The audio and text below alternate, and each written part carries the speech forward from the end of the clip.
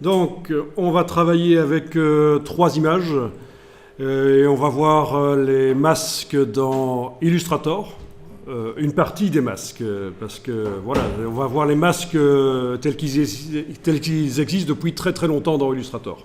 Parce qu'à un certain moment de l'évolution d'Illustrator, il y a eu un nouveau type de masque qui est apparu et ça se passe dans la palette transparence. Mais nous, on ne va pas voir ça aujourd'hui, on va voir les masques traditionnels, on va dire, de Illustrator. Et pour voir ça, je vous ai demandé de télécharger trois images. Donc, puisqu'on va travailler avec ça, on va mettre des images photos, on va les mettre dans ces formes-là, pour faire un truc rigolo. Ce sera l'occasion de voir aussi qu'on peut travailler les images en même temps dans Photoshop et dans Illustrator. Les modifier dans Photoshop, leurs couleurs, leur contraste, leur netteté, changer les couleurs, faire tout ce qu'on sait faire dans Photoshop, et en même temps, ça se remet à jour directement dans Illustrator. Donc, je vous avais donné les trois liens pour télécharger les images. Vous avez téléchargé.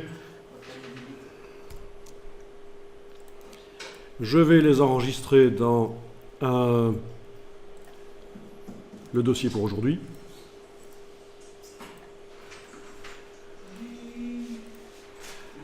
Alors, la tête de mort, là, je vois déjà que c'est du format PNG. Oui.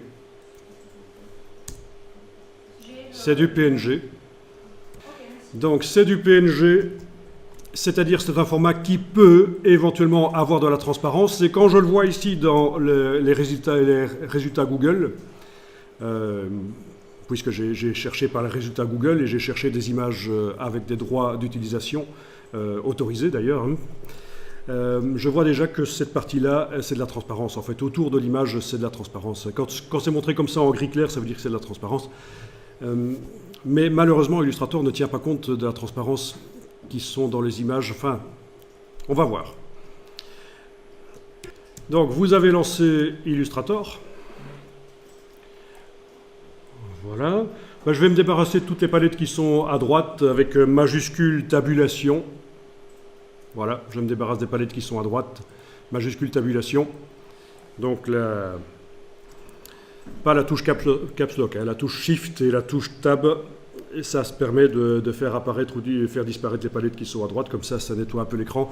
Je vais créer un nouveau document, Illustrator. On va faire un A4 vertical pour l'impression.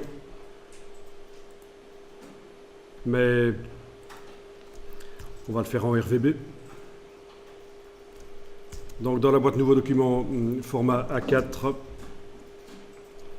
orientation verticale, dans les options avancées, je fais couleur RVB.